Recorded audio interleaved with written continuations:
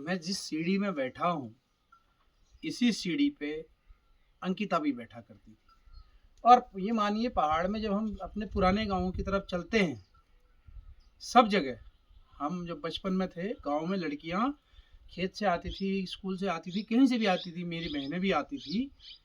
आज हमारे पास ये सीढ़ियाँ हमारे पास नहीं है, लेकिन जब हमारे पास थी तब ऐसे ही बैठा करती थी, ऐसे ही बैठ के वो चाय पीती थी या हमारी माता लोग आते थे। और मेरे साथ उनकी माताजी लगातार रो रही हैं जब से मैं आया हूँ। तो एक सामान्य पहाड़ का व्यक्ति जिसने कभी इन चीज़ों को नहीं देखा, सोचिए कैसे लड़ेगा आज बिना संसाधन के।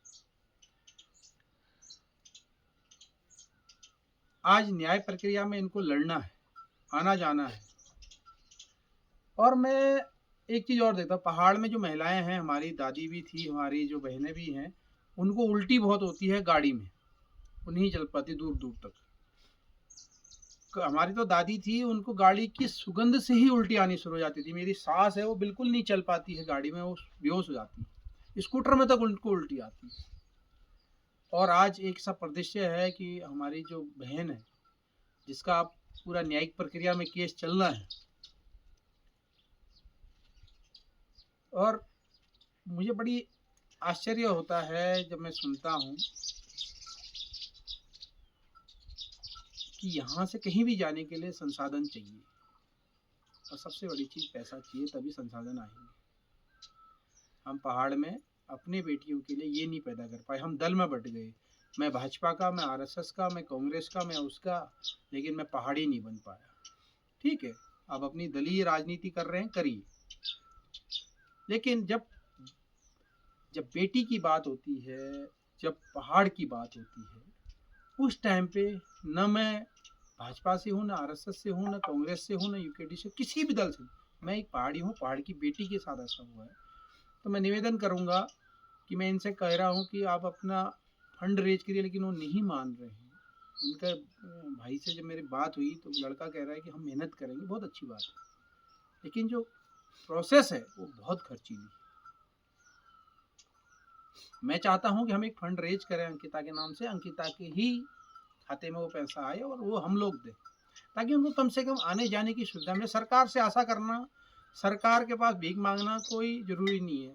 कब तक भीख मांगेंगे हम?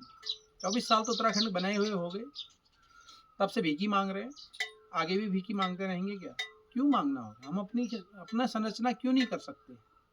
शिक्षा में, स्वास्थ्य में, चिकित्सा में, ऐसे केसों में हम क्यों नहीं अपना कर सकते? मैं तो ये कहता हूँ, 1 रुपया पर डे अगर हम जोड़े तो कम से कम 50 लाख लोग हैं पहाड़ी, 80 लाख, 1 करोड़, एक दिन का 1 करोड़ होता है। तो क्या हम उस 1 करोड़ में एक दिन के लिए अगर हम कलेक्शन करते हैं, तो क्या हम अंकिता को सहयोग नहीं दे पाएंगे? मैं तो आया था यहाँ पे, अभी भी आह्वान कर रहा हूँ कि अगर वो दिव्य शक्ति है, आत्मा है, दिव्यात्मा है, मेरे शरीर में मैं कह रहा हूँ, क्योंकि ये चीज़ मैं मानता हूँ, हुआ है मेरे साथ, देखा है मैंने। और जिस सम्मान के साथ उन्होंने मुझे यहाँ पे आए, मेरे पाँव पड़ गए, क्योंकि मेरी चाची की उम्र की, मैं बहन अगर उसको कह रहा हूँ तो मेरी चाची है, ये मेरे को नहीं जानती, मुझे भी नहीं पता मेरी को कौन सी शक्ति यहाँ खींच के लाई, लेकिन लाई। मैं भी चाहता हूँ कि अंकिता को वो पूरा न्याय मिले, वो सारे अधिकार मिलें, और वो सारे वादे पूरे करे सरकार। बाकी सरकार से आशा करना तो बेकार है, वो तो नहीं करेगी। वो किसका कर रही है? उन व्यक्तियों का जो बाहर के, पहाड़ के मूल निवासी को रोना है, लगातार रो रही हैं इसकी माँ। ये कल किसी और की माँ के साथ भी होगा। कल बेटी आज यहाँ की थी, कल कहीं और की होगी। मैं भी 2 बेटियों का बाप हूँ, परसों मेरी बेटी भी हो सकती है। तो हम करेंगे क्या? क्या है हमारे पास लड़ने के लिए? सोशल मीडिया में अगर कोई व्यक्ति किसी का नाम लेता है तो उसके ऊपर एफआईआर करने के लिए पहाड़ के ही लोग, जो दल वाले हैं, वो खड़े हो जाते हैं। लेकिन कभी उन्होंने अंकिता की माँ के उसमें 1 रुपया भेजा है कि तुम कैसे चल रही हो, कैसे जी रही हो, कैसे आ जा रहे हो, तुम्हारा घर कैसे चल रहा है?